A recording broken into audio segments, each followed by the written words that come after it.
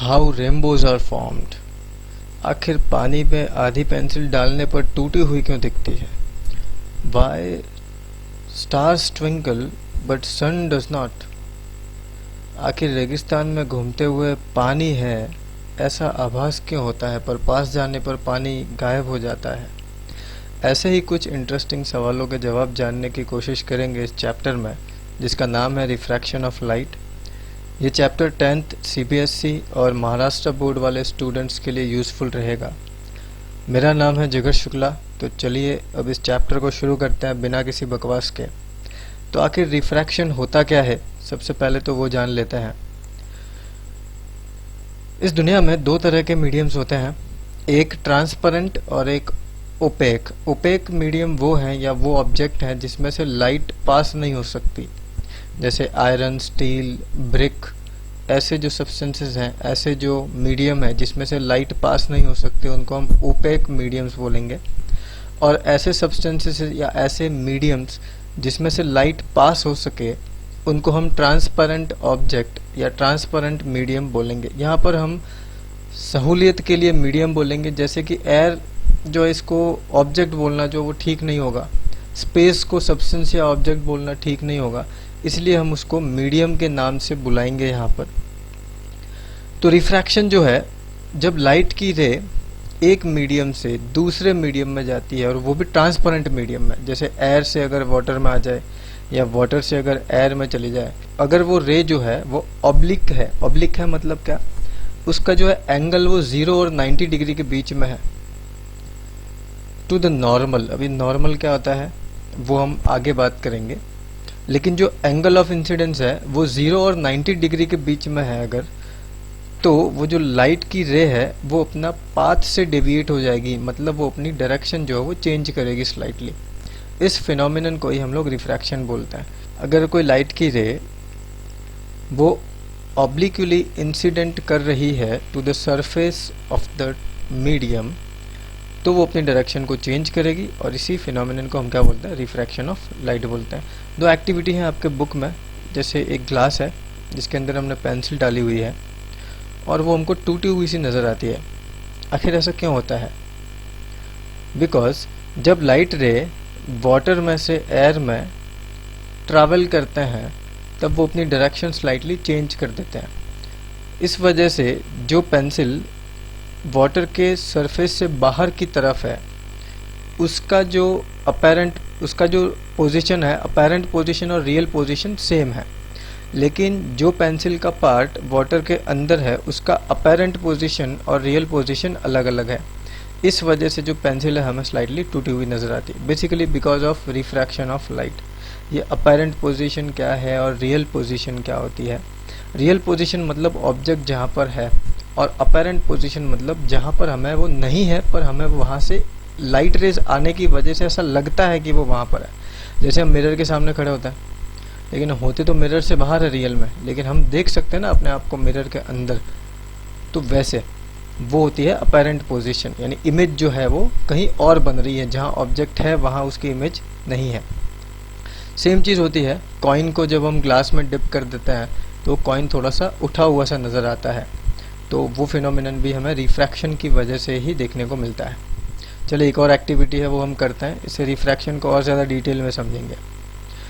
एक टेबल पर एक ग्लास का स्लैब रखा हुआ है, ये आपको यहाँ पर 2D शेप में दिख रहा है, लेकिन एक्चुअली ये क्यूबॉइड होता है। ठीक है, स्लैब मतलब एक क्यूबॉइड है, ग्लास का बना हुआ है, मतलब उसमें से लाइट जो है वो आर पार जा सकती है। ट्रांसपेरेंट मीडियम लिया है हमने। तो ग्लास के चारों तरफ तो एयर है ना, और ये ग्लास है, यानी दो मीडियम है हमारे पास, एक एयर है और एक ग्लास है, ग्लास का स्लैब है। हम ऐसा समझो कि हम टेबल के ऊपर से देख रहे हैं उसको, तो तुमको वो 2D ही दिखेगा ना। 2D मतलब खाली एक चौकोर दिखेगा, पूरा क्यूबॉइड जो है वो नहीं दिखेगा। अब पॉइंट ए जो है वो सोर्स ऑफ लाइट है, वहाँ से लाइट की एक रे आ रही है और वो पॉइंट बी पे जो है वो टच कर रही है। तो ये जो ए बी रे है ये इंसिडेंट रे है, और ये जिस पॉइंट पर यानी कि बी पॉइंट पर जो है वो इस ग्लास को स्लैब को टच कर रही है, यहाँ से वो अपना मीडियम चेंज करेगी। इस पॉइंट को हम बोलेंगे पॉइंट ऑफ इंसिडेंस। ठीक है, ये कुछ सिमिलर सी चीज़ें हमने 9th में भी पढ़ रखी है। अब यहाँ पर हम एक इमेजिनरी लाइन बनाते हैं जो कि परपेंडिकुलर है to the surface of the glass. जो ग्लास का स्लैब है उसके सरफेस से एक परपेंडिकुलर इमेजिनरी लाइन बनाई, ये रियल में लाइन नहीं है यहाँ पर, ये हमने सोच रखा है कि यहाँ पर एक लाइन है, उसको हम बोलते हैं नॉर्मल। अब इस नॉर्मल के और इंसिडेंट रे के बीच का जो एंगल बना है, इस एंगल को बोलेंगे हम लोग इंसिडेंट एंगल या एंगल ऑफ इंसिडेंस। अब देखो ये लाइट यहाँ से सीधी जानी चाहिए थी, जो डॉट डॉट है वो इसको एक्चुअल पाथ को रिप्रेजेंट करता है, लेकिन वो थोड़ी सी बैंड हो करके नॉर्मल की तरफ हो जाती है। देखो ये यहाँ पे, यहाँ से ये आ रही है, और यहाँ पे अंदर की तरफ जो एंगल बन रहा है आफ्टर रिफ्रैक्शन, इस पॉइंट के बाद रिफ्रैक्ट हो गई वो लाइट की रे, तो रिफ्रैक्शन के बाद में जो एंगल बन रहा है उसको हम बोलते हैं एंगल ऑफ रिफ्रैक्शन। ठीक है, फिर ये लाइट की रे जो है वो फिर से ये ग्लास के दूसरे एंड की तरफ जाएगी स्लैब के, और ये जो पॉइंट है, पॉइंट सी जिसको हम बोलेंगे, इसको बोलेंगे हम लोग पॉइंट ऑफ इमर्जेंस। और यहाँ पे भी हम लोग एक इमेजिनरी लाइन ड्रॉ कर लेते हैं, इसको हम नॉर्मली बोलेंगे। इस पॉइंट पर जो इंसिडेंट हुआ इसको हम बोलेंगे इंसिडेंट एंगल सेकंड।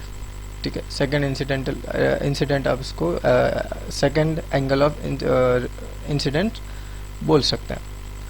यहाँ पे फिर से एक रिफ्रैक्शन होगा, बिकॉज अगेन ग्लास से एयर में जो है वो लाइट की रे पास हो रही है, इस वजह से अब की बार जो लाइट रे है वो नॉर्मल से थोड़ी सी दूर की तरफ जा रही है। नाउ जो रे CD है इसको हम बोलेंगे इमर्जेंट रे, और ये रे नॉर्मल के साथ जो एंगल बना रही है इसको हम बोलेंगे एंगल ऑफ इमर्जेंस। ठीक है, अब कुछ बातें ध्यान रखनी है। ये जो एंगल ऑफ रिफ्रैक्शन है ये सेकंड वाले एंगल ऑफ रिफ्रैक्शन के बराबर होगा। ये जो एंगल ऑफ इमर्जेंस है ये एंगल ऑफ इंसिडेंट के बराबर होगा। इस वजह से जो रे CD है वो एक्चुअल पाथ के पैरेलल हो जाती है। देखो अब यहाँ से अगर हम देखें तो एक्चुअली ये जो रे है वो यहाँ से होकर के सीधी निकलनी चाहिए थी, पर वो आ रही यहाँ से, यानी इसकी जो अपेरेंट पोजीशन है, अगर यहाँ पे कोई ऑब्जेक्ट रखा होता तो हमें यहाँ दिखता हो, है ना। तो इन दोनों के बीच का जो डिफरेंस है इसको हम बोलते हैं लैटरल डिस्प्लेसमेंट, यानी कि जो एक्चुअल पाथ और अपेरेंट पाथ के बीच का जो डिस्टेंस है उसको हम क्या बोलेंगे, लैटरल डिस्प्लेसमेंट।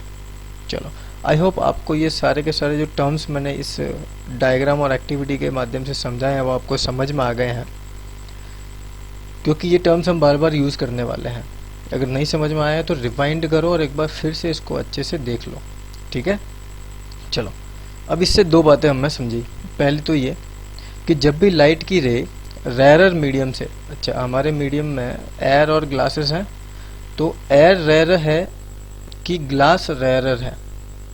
मॉलिक्यूल जिसके दूर दूर होते हैं वो होता है रेयरर मीडियम, तो ऑब्वियसली एयर के मॉलिक्यूल दूर दूर होता है ना, और ग्लास के मॉलिक्यूल्स पास पास होते हैं, कि जो एटम्स हैं वो पास पास होते हैं। तो जब लाइट जो है वो रेयरर मीडियम से डेंसर मीडियम में आती है, यानी हमारे केस में एयर से ग्लास में जाएगी, तो it bands towards the normal, यानी नॉर्मल की तरफ जो है वो मुड़ेगी। तो ये नॉर्मल की तरफ मुड़ी थी, चलो बराबर बोल रहा है। दूसरा क्या समझा हमने, बोला कि जब भी वो डेंसर मीडियम से रेयरर मीडियम में जाएगी, यानी ग्लास से जब एयर में जाएगी, तो वो लाइट की जो रे है it will band away from the normal, तो ये नॉर्मल से दूर जाएगी। तो देखो यहाँ से ये नॉर्मल, ये इधर आनी चाहिए थी लेकिन ये दूर चली गई। ठीक है, ये दो बातें समझी। एक तीसरी चीज़ और है, समझो भाई रिफ्रैक्शन बोला ही था जब डेफिनेशन में कि जो एंगल ऑफ इंसिडेंस है वो 0 से और 90 के बीच में होना, 0 से ज़्यादा होना चाहिए, 90 से कम होना चाहिए, ये हमने पढ़ा था। क्या हो अगर 0 हो तो क्या होगा, अगर एंगल ऑफ इंसिडेंस 0 हो गया, यानी लाइट जो है वो एकदम परपेंडिकुलर आए सरफेस ऑफ द मीडियम, तो लाइट जो है बिल्कुल ही रिफ्रैक्ट करेगी ही नहीं, वो सीधी निकल जाएगी। ठीक है, तो ये बात ध्यान रखना, तो वहाँ पे रिफ्रैक्शन होगा ही नहीं। और अगर 90 डिग्री होगा तो 90 होगा मतलब वो सरफेस के पैरेलल जो वो निकल जाएगी, तो भी रिफ्रैक्शन नहीं होगा। यानी the angle of incident has to be between 0 to 90 degree. चलिए आगे जाते हैं अभी। तो ये डेफिनेशन तो हमने पढ़ ली। दो लॉज हैं, laws of refraction. First law पढ़ते पहले कि भाई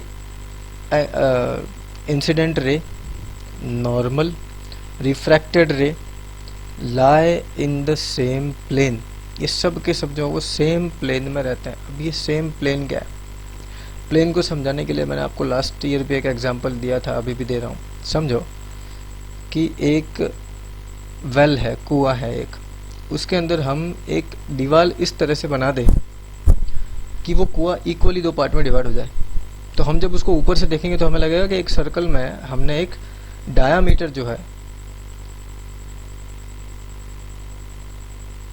एक सर्कल में जो है हमने एक डायामीटर जो है वो ड्रॉ कर लिया है। अब समझो हम एक और वॉल बना ले जिससे वो कुआं 4 पार्ट में डिवाइड हो जाए, इक्वल 4 पार्ट में। तो हमें लगेगा कि हमने एक सर्कल में 2 डायामीटर जो है वो ड्रॉ किया है। वैसे ही हम वहाँ पर 3-4 और ऐसे ही वॉल बना लेते हैं, डायामीटर ड्रॉ कर लेते हैं। तो क्या होगा, वो सारी जो वॉल्स बनी है वहाँ पर वो एक प्लेन का काम करेगी। और ऐसे एक सर्कल में हम इनफाइनाइट जो है प्लेन बना सकते हैं, इनफाइनाइट जो वो डायामीटर बना सकते हैं। तो वैसे समझो एक प्लेन जो है, वैसे उसको इमेजिन करो। तो एक लाइट रे अगर किसी एक वॉल में है तो वो दूसरी वॉल में नहीं जाएगी, वो उसी वॉल में जो है चलेगी। ठीक है, जो रे है, जो नॉर्मल है, जो रिफ्रैक्टेड रे है, वो सब सेम प्लेन में रहेंगे, यानी सेम वॉल में रहेंगे। वो उस वॉल से दूसरी वॉल में चेंज नहीं करेंगे, एक डायमीटर से दूसरे डायमीटर में नहीं जाएंगे। तो वैसा समझने के लिए है, ठीक है। बाकी प्लेन एग्जैक्टली वैसे समझना थोड़ा सा मुश्किल हो जाएगा। देखो समझ में आया तो अच्छी बात है, नहीं आया तो क्या करो, रट्टा कर लो। पहले लॉ का वैसे भी प्रैक्टिकल एप्लीकेशन अभी तो अपने को नहीं है। सेकेंड लॉ पढ़ते हैं। For a given pair of media, यानी एक अगर जो पैर दी हुई है मीडिया, यानी कि हमारे केस में हमने एयर और ग्लास लिया था, अगर हम उनकी बात करें तो जो ratio of sine of angle of incidence है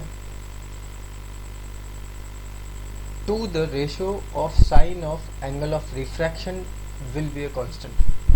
मतलब क्या, ये समझो एंगल ऑफ इंसिडेंस है, ये समझ लो है 45 डिग्री, ठीक है, और ये एंगल ऑफ रिफ्रैक्शन है, ये समझो है 30 डिग्री।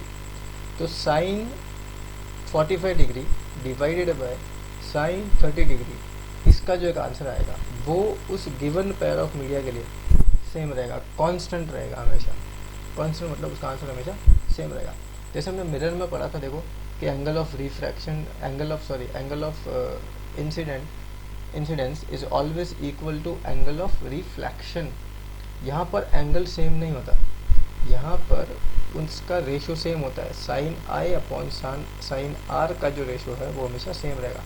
इस रेशो को रिफ्रैक्टिव इंडेक्स बोलते हैं। क्या बोलते हैं? Refractive index. और ये अलग अलग मीडिया के लिए अलग अलग होता है, वो हम आगे देखेंगे कैसे कैलकुलेट करना है।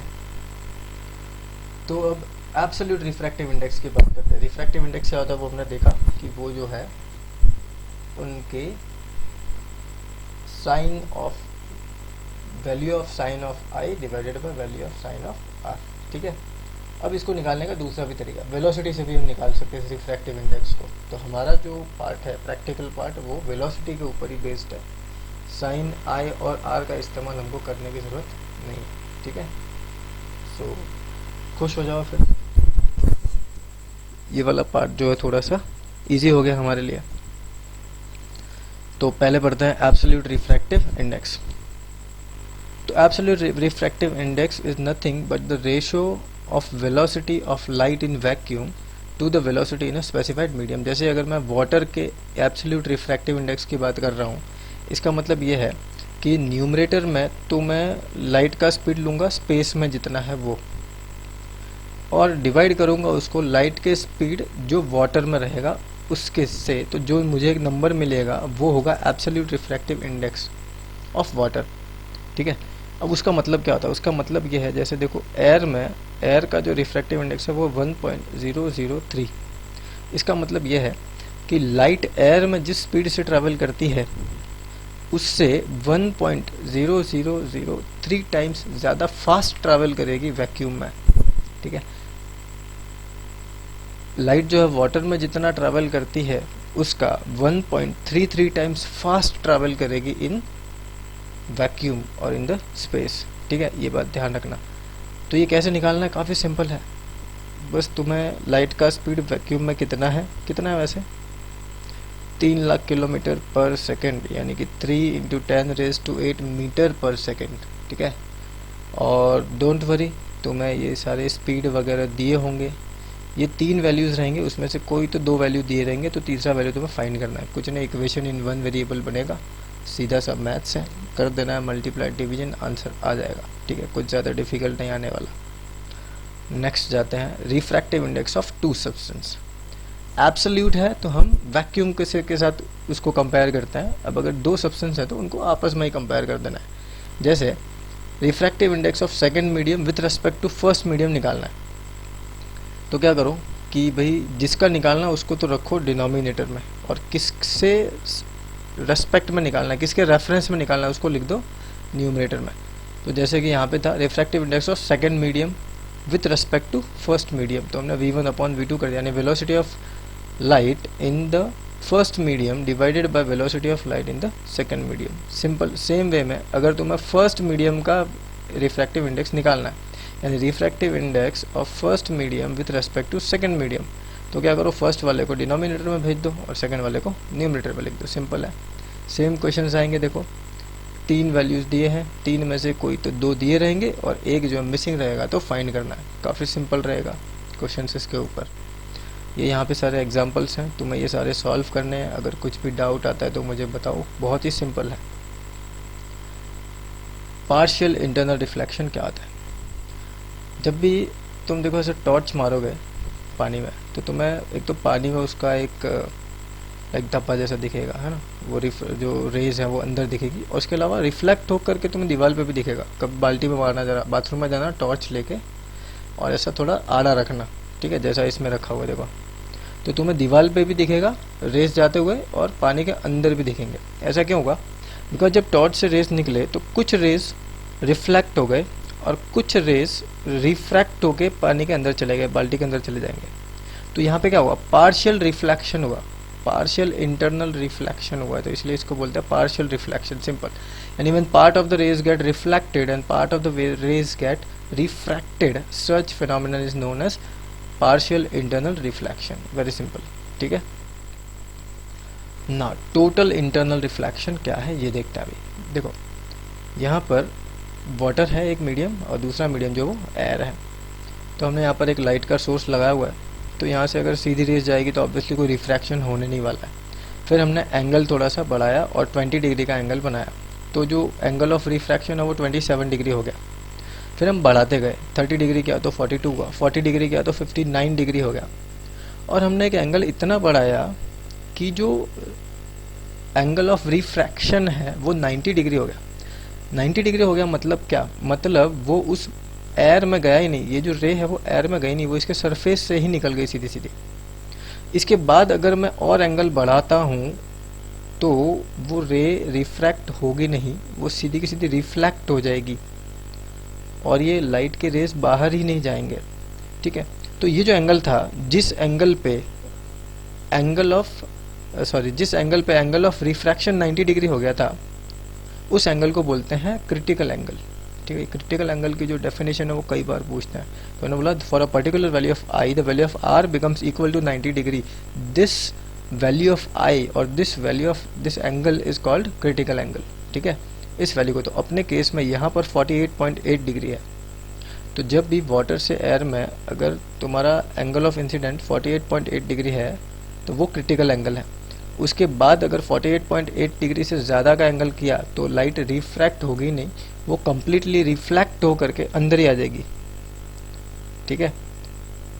तो इसको हम बोलते हैं टोटल इंटरनल रिफ्लेक्शन, यानी क्रिटिकल एंगल से ज़्यादा अगर एंगल ऑफ इंसिडेंट होता है तो वहाँ पर जो फिनोमेना हमको देखने को मिलता है वो होता है टोटल इंटरनल रिफ्लेक्शन, ठीक है। तो उसमें जितने भी लाइट रेज हैं वो सारी की सारी रिफ्लेक्ट होती है इंस्टेड ऑफ रिफ्रैक्टिंग। चलो, तो ये था हमारा कॉन्सेप्ट टोटल इंटरनल रिफ्लेक्शन। आगे जाते हैं, नेक्स्ट टॉपिक इज़ मिराज। कई बार आप अगर रेगिस्तान में घूमने गए हैं तो, या हाईवे पे आपने कई बार देखा होगा, ऐसा लगता है जैसे कहीं सामने पानी पड़ा हुआ है दूर, लेकिन ऐसा होता नहीं है। ऐसा क्यों होता है? क्योंकि देखो ऑब्जेक्ट जो है, जो ग्राउंड है वो बहुत ज़्यादा गर्म होता है, इसकी वजह से नीचे की एयर जो गर्म है और वो कॉन्स्टेंटली ऊपर की तरफ जाने की कोशिश करती है, और जो ऊपर की जो एयर है वो ठंडी होती है। तो जो लाइट रेज आती है वो बैंड होती है, हॉट एयर से कूल एयर की तरफ जाती है, जिस वजह से जो ऑब्जर्वर है उसको जो है ये ऑब्जेक्ट का जो एक रिफ्लेक्शन जो है वो ग्राउंड में से आता हुआ दिखता है, और इस वजह से हमको लगता है कि वहाँ पर पानी है। तो the light rays coming from a distant object appears to be coming from the image of the object inside the ground, this is called a mirage. तो इसी को हम मिराज बोलते हैं। मिराज यानी धोखा, अपने को जो रेगिस्तान में होता है, जो हाईवे पे होता है, इसको हम बोलते हैं। ठीक है, चलिए तो नेक्स्ट टॉपिक लेते हैं। आखिर तारे चमकते क्यों हैं, वो ट्विंकल क्यों करते हैं, टिम टिम क्यों करते हैं? तो देखो, हमको पता है स्टार्स जो है वो एक पॉइंट सोर्स है इमेज का, क्योंकि वो बहुत दूर है, इस वजह से वो पॉइंट सोर्स ऑफ लाइट है। तो जैसे जैसे ये यहाँ से समझते हैं, तो जैसे जैसे वो लाइट जो एटमॉस्फेयर में से पास होती है तो वो कंटिन्यूसली रिफ्रैक्ट होते रहती है, और इस कंटिन्यूस रिफ्रैक्शन की वजह से कभी उसकी ब्राइटनेस कम होती है, कभी ज़्यादा होती है, कभी थोड़ी देर के लिए गायब हो जाता है दिखना। तो ये जो फिनोमेनन है इसी को तो हम बोलते हैं ट्विंकलिंग ऑफ स्टार्स। ये सारी चीज़ें मैंने यहाँ पर लिखी हुई हैं, तो प्लीज़ पॉज करके इसको लिख लेना। ठीक है, तो क्यों करते हैं ट्विंकल भाई? Because of multiple refraction in the atmosphere. और वो क्यों होता है मल्टीपल रिफ्रैक्शन? क्यों होता है? बिकॉज कंटिन्यूसली एयर करंट जो है वो चलते रहता है, इस वजह से उसका टेम्परेचर जो वो चेंज होते रहता है, डेंसिटी जो है एयर की वो चेंज होती रहती है, यानी कॉन्स्टेंटली मीडियम जो वो चेंज होता है। इस वजह से यहाँ पर रिफ्रैक्शन बहुत ज़्यादा होता है और हमें स्टार जो है वो ट्विंकल करता दिखता है। तो आखिर सन जो है वो ट्विंकल करता क्यों नहीं दिखता? बिकॉज सन की जो पोजीशन है वो काफ़ी दूसरे स्टार्स से बहुत पास है, वो डिस्टेंस जो है वो काफ़ी पास है, डिस्टेंस ज़्यादा नहीं है, बहुत कम डिस्टेंस है। इस वजह से वो एक पॉइंट सोर्स नहीं है लाइट का, बल्कि वो है कॉम्बिनेशन ऑफ मैनी पॉइंट्स, यानी वो एक पूरी की पूरी इमेज जैसा दिखता है हमको, एक पॉइंट नहीं दिखता।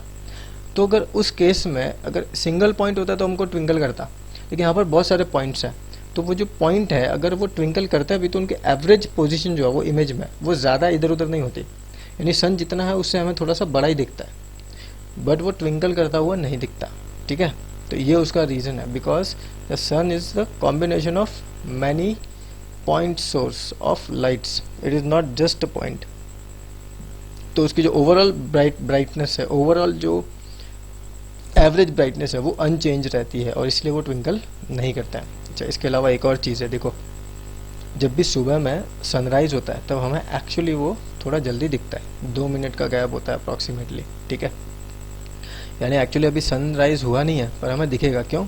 देखो समझो सन यहाँ पर है और लाइट रेज आ रहे हैं, तो वो रिफ्रैक्ट करते हैं, और जो ऑब्जर्वर है उसको लगता है कि लाइट रेज यहाँ से आ रहा है, जैसा मिराज में होता है ना वैसा ही। तो इस वजह से अपेरेंट पोजीशन ऑफ सन जो है ना वो हमें जल्दी दिखने लगती है, जबकि एक्चुअल पोजीशन अभी तो सनराइज हुआ भी नहीं है। ठीक है, तो बिकॉज ऑफ दिस सनसेट जो है वो 2 मिनट अर्ली दिखता है, और सॉरी सनराइज जो है वो 2 मिनट अर्ली दिखता है, और सनसेट जो है वो 2 मिनट लेट तक हमको दिखते रहता है। ठीक है, because of apparent position of sun is little bit of higher. चलो नेक्स्ट टॉपिक लेते हैं, डिस्पर्शन ऑफ लाइट। कि अगर तुम एक ग्लास का प्रिज्म लोगे और उसमें से वाइट लाइट को पास करोगे, वाइट लाइट मतलब combination of all sorts of light, तो वो लाइट जो अपने ओरिजिनल कंपोनेंट में अलग अलग हो जाएगी, तो इसी को बोलते हैं डिस्पर्शन ऑफ लाइट, यानी लाइट जो बिखर गई है, डिस्पर्स हो गई है वो। ठीक है, तो सिंपल सा है डेफिनेशन और एक एक्टिविटी है। रेनबो कैसे बनता है? तो देखो रेनबो बनता है कुछ ऐसे, यानी कि नीचे देखो ये वाइट लाइट आती है, अंदर सन की जो रेज है वो आते हैं, सबसे पहले रिफ्रैक्ट होता है।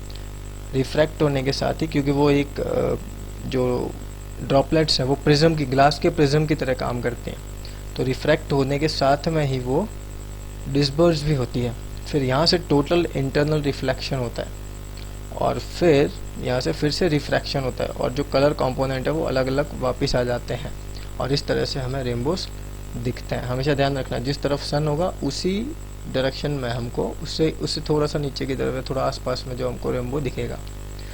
तो इसको इंग्लिश में यहाँ लिखा हुआ है, पॉज करके लिख लेना। ठीक है, तो rainbow is seen by combined effect of dispersion, refraction and internal reflection of light. ठीक है, और ये जनरली हमें कब दिखेगा? रेनफॉल में, क्योंकि रेनफॉल जब होती है तो उसके तुरंत बाद जो वो एटमॉस्फेयर में, हमारे जो आसपास के वातावरण है उसके अंदर वाटर के ड्रॉपलेट्स होते हैं, और वो जो है प्रिज्म का काम करता है। ठीक है, चलो तो इसी के साथ हमारा ये चैप्टर जो है वो ख़त्म होता है।